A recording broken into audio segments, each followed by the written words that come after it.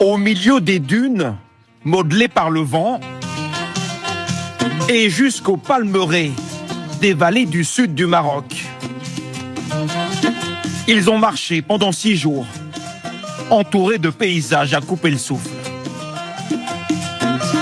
Un rendez-vous avec le désert marocain pour ces 8 randonneurs français et leurs guides.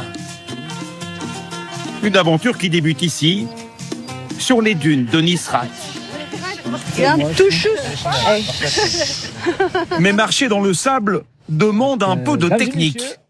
Et il y a quelques règles à suivre, comme l'explique Abdellah, le guide. Essayer de ne pas marcher exactement sur les talons, c'est pas comme en montagne, il faut marcher sur la pointe, ça veut dire la partie et la pointe du pied, et puis essayer de passer très très très vite pour ne pas avoir les sables dans les chaussures.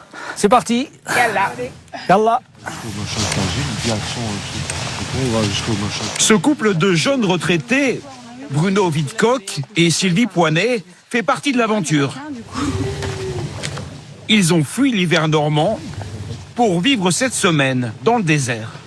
Tout ce qui est dunes de sable, sud Maroc, on ne connaît pas du tout. Nous, c'est plus la neige l'hiver. J'ai envie de partager, enfin de découvrir cette expérience-là de marcher dans les dunes. Et effectivement, c'est particulier, c'est différent, c'est agréable. Ah oui.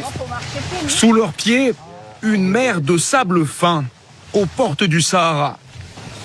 Seuls les plus expérimentés, comme Abdellah, peuvent s'orienter ici. Il est guide depuis 27 ans, très fier de sa région. Les dunes sont mythiques. C'est quelque chose de grandiose et puis majestueuse. C'est le grand symbole du désert. Après les dunes, le groupe s'élance sur les plaines de la vallée du Dra, le plus long fleuve du pays, aujourd'hui à sec en permanence ou presque. Une région aride, où pourtant certaines cultures résistent.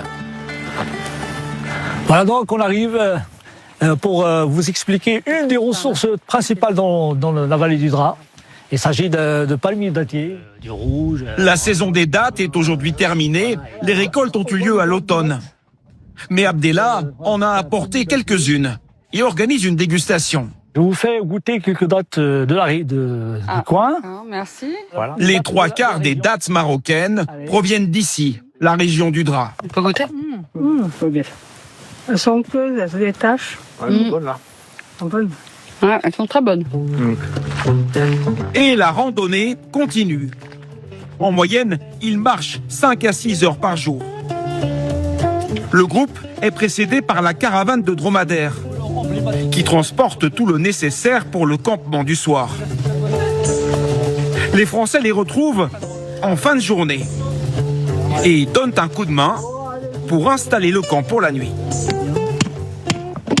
Là, c'est ça, voilà, ça y est. Donc, hop, les petits scratchs qui vont bien. Ça. Monter une tente en regardant la dune, c'est magique. Pas d'hôtel alors? Jamais l'hôtel. Quand on part en itinérance comme ça, c'est ça qui est agréable, c'est de coucher sous la tente. Les bruits de la nuit, tout ça, là. Dans sa cuisine improvisée sous une tente, le chef s'active pour préparer le repas. L'incontournable couscous. Ça, c'est un ras el hanout. En fait, c'est un mélange d'épices, mais spécifique pour le couscous. Juste pour montrer aux gens ce qu'on mange, nous, ici, dans la région, bien sûr, surtout dans les zones comme ça, reculées, dans le pays. C'est impressionnant, arriver à faire à manger avec 3 réchauds à gaz et tout, là. Hein, un chef étoilé. Hein, un chef étoilé, voilà. C'est mon ami. Avant que la nuit ne tombe et que les températures ne chutent, les randonneurs profitent des derniers rayons du soleil. Un moment très spécial. C'est vrai qu'on a plus l'habitude de coucher de soleil sur la mer, enfin, ou en montagne, mais dans un cadre comme ça, avec les dunes. Ouais. Les dunes, il y a quand même, enfin, puis les montagnes. C'est magnifique, c'est émouvant en fait. Moi, ça m'émeut. C'est la nature à l'état pur en fait. Et puis c'est l'heure de reprendre des forces, sous la tente. comme dans la tradition berbère des grandes caravanes du Sahara. Voilà, pour ce soir, c'est le couscous. Allez.